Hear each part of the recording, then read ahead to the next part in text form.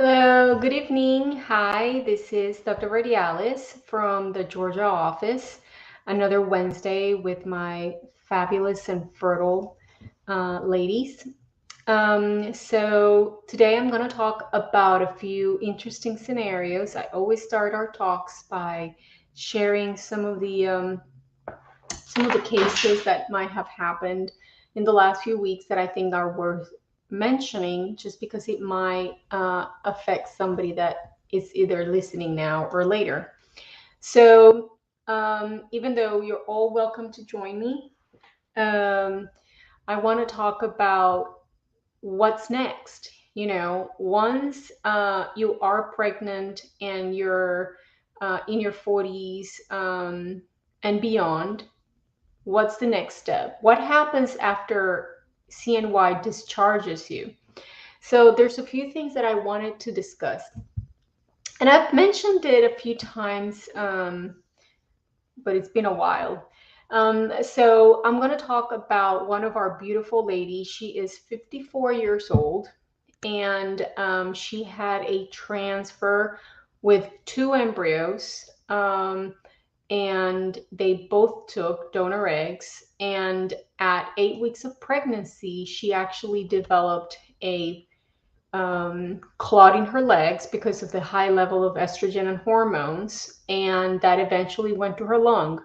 So it's very important that if you are a little older, that you get the appropriate clearance, even though she did get medical clearance from her internal medicine doctor prior starting this process, because you are at a higher risk of complications with pregnancy. Anybody past 40 years of age that will be pregnant or is pregnant, you are a high risk pregnancy. So before you even start your fertility journey, you need to get a OBGYN that's very comfortable with dealing with high risk pregnancies and IVF babies, and two, a maternal fetal medicine doctor that will co-manage the whole process with your regular GYN that will deliver the baby or babies. Okay. So in her case, even though she was still on anticoagulation at the time that she developed the clot in her legs, now, you know, which luckily is resolving beautifully. We had to watch her very closely. We did have to increase the Lovenox that she was on, and she is being co-managed with cardiology because she's also developing congestive heart failure. It's mild, so hopefully she is going to make it past that. It was an incidental finding. What does that mean? That even though she was cleared by internal medicine prior to starting this journey, she did not get a stress test. And the stresses of having a twin pregnancy at 54 are really kind of taking a toll on her. She is finally discharged from our office. We kept her a little longer. She is 14 weeks of age, 14 weeks pregnant. Both babies are doing fantastic. She is doing a lot better. But again, super high risk pregnancy, she has to deliver in a what we call a tertiary hospital, meaning a large hospital with a very robust NICU. What is a NICU? A neonatal intensive care unit, because probably those babies will be delivered preterm. Okay, so this is kind of, I wanted to talk about what happens afterwards. I also suggested for her to be on progesterone until, on honestly, 36 weeks if she makes it that far, because in her case, this is her first pregnancy ever. So it's her first pregnancy ever with twins at 54 years of age. So I want to make sure that that uterus remains as quiet as possible, so we can keep those babies in as long as possible. Of course, at this point is a suggestion on my part because her obstetrical care has been assumed by the next doctor. But that's one of the cases I wanted to talk about because one, I would suggest not only regular medical clearance if you're past 50 and you want to get pregnant, but actually go that extra step and then even cardiology clearance, go through a stress test because pregnancy is a huge stressor on the body and a huge stressor to your cardiovascular system and your heart. And there is natural volume expansion that happens with pregnancy. By term, on a singleton pregnancy, meaning one baby, you have 30 to 40% blood expansion. Can you imagine with a pair of twins? And all of that pumping has to be done by your beautiful heart. So we have to make sure that it can sustain the stressors that pregnancy are going to put on your body. It's not just getting pregnant and celebrating the miracle, but it's actually sustaining the miracle and make it to the finish line. It's not a finish line until you have a baby in your arms. All right. It's very important. Also, with all of the medications that we give you to try to get you pregnant, even with the IVF meds, you have very high levels of estrogen, and that will put you at increased risk of a clot like she did, and twins. So double the whammy, double the estrogen, double everything. So she is going to be exposed to those levels of estrogen that can happen to anyone, period. But after 40, our cardiovascular system, it's a little more compromised. There is some wasting of use and tear. I mean, we're still fabulous, but we also need to be fabulous and careful, okay, when we're trying to seek those babies past that. In her case, um, before she started this process, I did get to see her prior to the pregnancies. She was overweight. Her only real health issue was being um, overweight with a BMI of 45, and then she did have thyroid issues prior to the pregnancy. So being the overweight, so her body was already stressed out, and maybe she already had a little bit of congestive heart failure prior to the pregnancy that was not really diagnosed because she did not go through a cardiology clearance and a stress test. So far, it seems to be stable. She's being followed again by maternal fetal medicine, by regular OB, and now by cardiology because internal medicine has delegated to cardiology, and pulmonology has released her from the clot in the lungs because that has resolved. Hallelujah. But again, she's going to be on pretty high doses of anticoagulation until delivery. And I did suggest for her to do progesterone until 36 weeks if she makes it. And progesterone, it could be oral. I mean, not, you don't have to necessarily do the injections, but oral, vaginal, cream, some sort of support. Progesterone is the hormone that supports a pregnancy, progestation, and also keeps the uterus quiet. So that brings me to a few other cases on the same scenario. Um, I also discharged another beautiful lady. She's 43 years old. She is a cancer survivor. Hallelujah. She had lymphoma. She got cleared by oncology. We use very low doses on her, even though it's, her cancer and estrogen, they're not related. It's not a female cancer. And she is also pregnant with donor eggs twins again. And she did have a history of myomectomy. So I also suggested for her, we also discharged her today at 12 weeks of pregnancy. And I also suggested for her to be on progesterone until 36 weeks. Again, it's not going to hurt, and it might be a lot of help to keep that uterus quiet the longest and keep those babies in the longest. Okay. So So like I was saying, it is amazing that we're having a lot of beautiful ladies past 40, even past 50, you know, get to the finish line and get pregnant, but we are higher risk, and we have to be aware of these issues.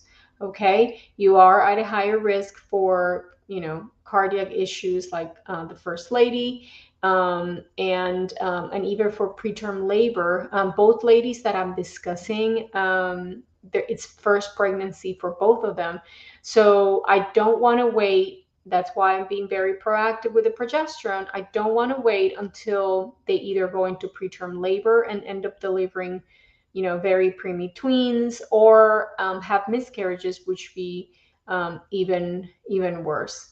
The other issue, and I did mention this last week, I mentioned the twin gestation that was sitting on the C-section scar. Um, and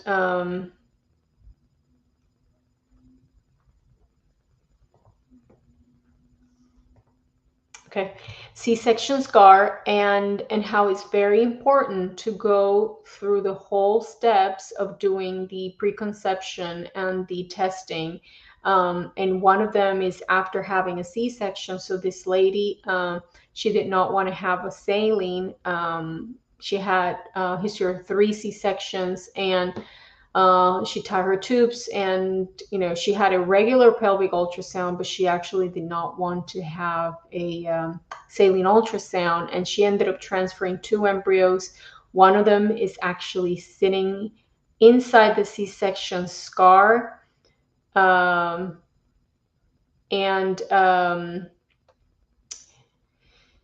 what was I going to say? And so again, there are reasons for all of the testing that occurs to actually happen. Okay, so even though you're ready to move forward with treatment and you want to get that baby in, there are reasons for all this testing to be in place. It is for your safety. It is for your well-being. We want you. We love getting you pregnant. We want you to be pregnant, but let's do it in a safe way. Okay. All righty. Well, let's see. Do you guys have any questions? Okay. All righty. So some people would like to have some people would like to have some lives at night for Spanish. That's going to be a little difficult for now. For a long time, I was doing Spanish, English with Wednesdays, but it got really, really complicated. So I'll see in the future. How often should this test be done after 40? So meaning, are you talking about like the basic fertility testing, or are you talking about like checking your health? Meaning, checking how, like doing the stress test for your heart, making sure that that's good. We do send some basic stuff in terms of, we check your liver, your kidneys. Some of the testing that we do is just basic overall health. We used to check lipid profile. We don't anymore. If you're past 40, I would get a full checkup. I would actually check, my cholesterol. We check for diabetes, thyroid, prolactin, all of your hormone panels, your blood count, and so forth. So we recommend this to be done once a year at the very least. And depending on your particular scenario, again, like the first lady I was discussing, as a rule, past 50, we do recommend to have internal medicine clearance. They did clear her, but they did not perform a stress test. So it was not like a full checkup, which looking back, probably would have been good for her, because now she's dealing with congestive heart failure that she was unaware of with a twin pregnancy at 54 and a clot in her legs. So that is not really when you want to figure out that you have any cardiac issues. It is not mandatory. I mean, the only thing that we require is internal medicine clearance, but I think that definitely past 50, everybody should get a stress test. It's not to be mean to you. I know that I had that discussion with her, that it was really hard for her to even get acknowledged by her internal medicine doctor, and that originally he refused to even see her once he knew what the visit was for, that she was trying to get pregnant past 50 and needed medical clearance. So I understand that this is very hard for you guys out there, trying to be different and trying to get pregnant in your late 40s, early 50s. But let's do it safely. Just disregard the discrimination and sometimes the mean comments that you could get even from medical providers. So but at the same time, let's get the right test for you to make sure that we can do it and that it's safe. And if it's there's going to be any complications, for example, in her case, she's probably should have just done one embryo transfer and not two, because two is going to put even more stress. So had we all, including her, known that she had that very slight congestive heart failure going, then probably, I mean, I could kind of see it. Her legs were swollen when she came to our visits. Um, but, again, we want to get you in. We want to help you. We want you to be pregnant. We want to, you know, go for the miracle, but let's do it a lot safer. Okay. Yes, we do need to get all the testing done. If your last treatment was more than a year, um, and then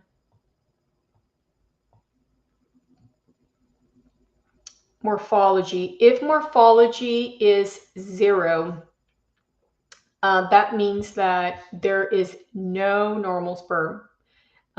So one thing that can be done is go for TESA PESA. What does that mean? Essentially, either aspiration or of the semen from the top part of the testicle, or actually a testicle biopsy to see if there's any normal um, sperm, because we do need, even if it's a little bit, but we do need normal sperm in order to do IVF and get somebody pregnant. There's very little to do in terms of morphology. If somebody has seromorphology, I would recommend genetic testing, karyotyping, just to make sure there's nothing else going on that we need to address. And then move forward to the biopsies. In terms of potential supplements, testicular PRP, it's still under investigation. It's a little project that I have in Georgia. I've seen mixed results with that, but it's worth trying. It works for the girls, so why not for the boys? And then glandular supplements. There's a few companies out there. I personally use Standard Process. I really like them. It's the one I give to my own children. So that's what I would never recommend something to anybody I would not do myself or give to my children. So those are the supplements that I recommend, the ones that I trust. There's a few companies out there that are very good in terms of glandular therapy for males that, it's worth trying. Clomid therapy increases numbers, will not affect morphology. My current IVF doctor is not concerned about my fatty liver. I would get that checked, Catherine, because a fatty liver is a sign of a stressed liver, especially depending on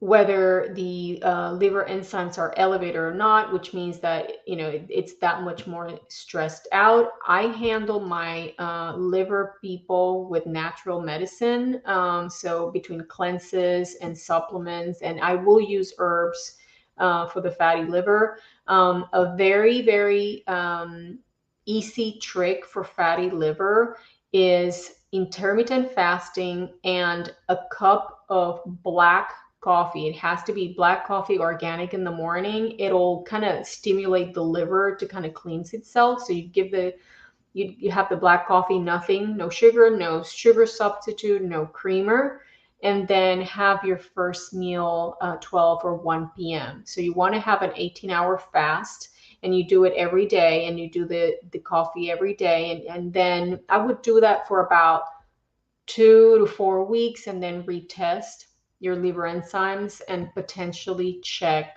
with an ultrasound again to see if the fatty liver is dissolving.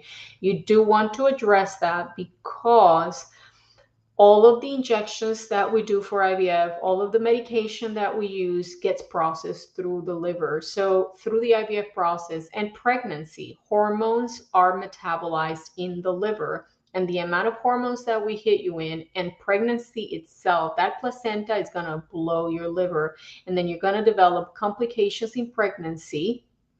You can have cholestasis of pregnancy. You can have preeclampsia.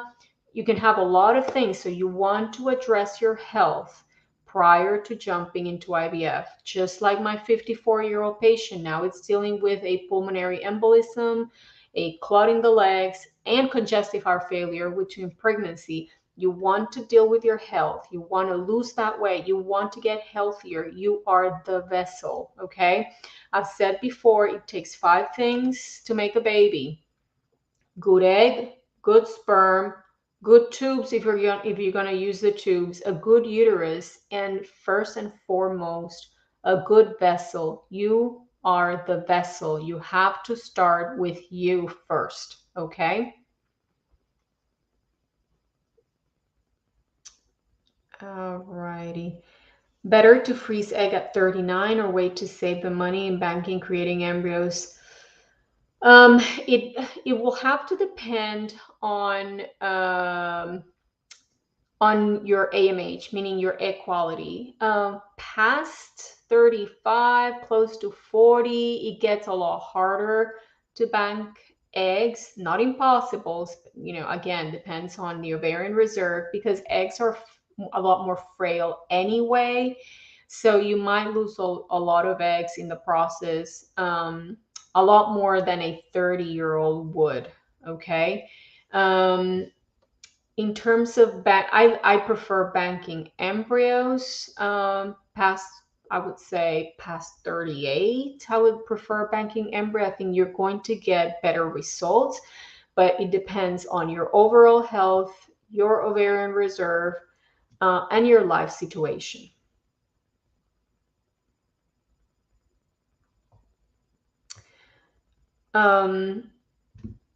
Very good. So yes, you can be pregnant at 49. A lot of clinics do have an age limit. We don't. That's why we have people past 50 being pregnant. A lot of clinics will either say 48 or 50. They will not accept you as a patient. At CNY, we really don't put any limits on anybody. So at 49, you can definitely attempt pregnancy. Most of the times, I haven't seen so far somebody get pregnant at 49 with their own eggs, unless it's a spontaneous pregnancy. I've never seen a successful IVF at 49. That doesn't mean I don't have people trying. I do have a 48-year-old that is going at it, and she's making eggs, so she wants to really try as much as possible before doing donor eggs. Most of our patients past 45 are actually pregnant with donor eggs. So, we would have to see what your AMH is in order to decide. All right. I do have patients with very, very low ovarian reserve that they still want to try, AMHs of like 0.1, 0.1 or 0.08. So,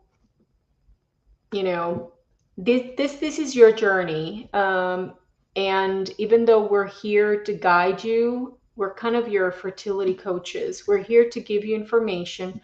we're here to help you be safe. Okay. So we want to, give you, we see a lot of you. We've been doing this for a very, very long time. And so we see a lot of patients, we see a lot of scenarios. So we have the wisdom of the years doing it. So we want to share that with you. So if we tell you that you should do this or that, it's based on our experience, but at the same time, it is also your journey. I had a talk today with a 46-year-old patient. Her AMH is 0.2. She's an insulin-dependent diabetic, a cardiac patient with, she had cardiac bypass 4 years ago because of blockage in her heart.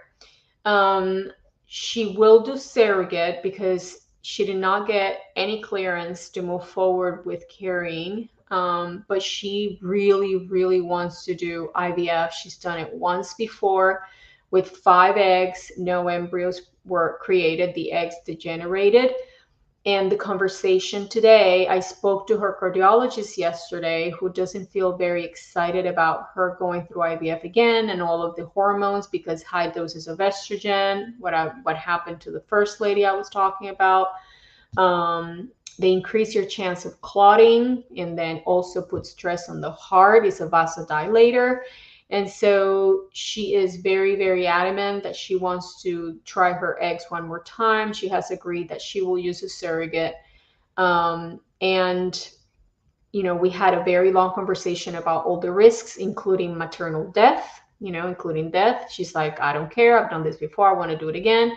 She's going to see her cardiologist next week. He will do some further testing, probably a stress test as well. Check on how her arteries are doing in terms of whether they're clogged up again or not. Probably she's going to get an echocardiogram. And if he says it's okay, she's going to do IVF. So we understand. We want to help you. Let's do it, in a safe way and co-create. Okay. Very good. Awesome. So it's been very exciting to discuss all this with you. I hope it was helpful. I hope that it will get a few of you thinking. And if anybody wants to talk to me, you can always message me. I'll try to get you into the schedule. Somebody shall call you the next day or two, get you in the schedule. If you have a quick question, I will answer right away. Messenger is the best way to reach me. I want to invite you to our celebration of victories and virtues. It'll be October 7. You can look it up in Eventbrite. Is the V celebration, is the V as in victory, V as in victorious, V as in vagina. So let's celebrate together. And otherwise, I will talk to Spanish speakers tomorrow at 7:30, and Wednesday, I'll see you guys again. Alrighty? Bye-bye.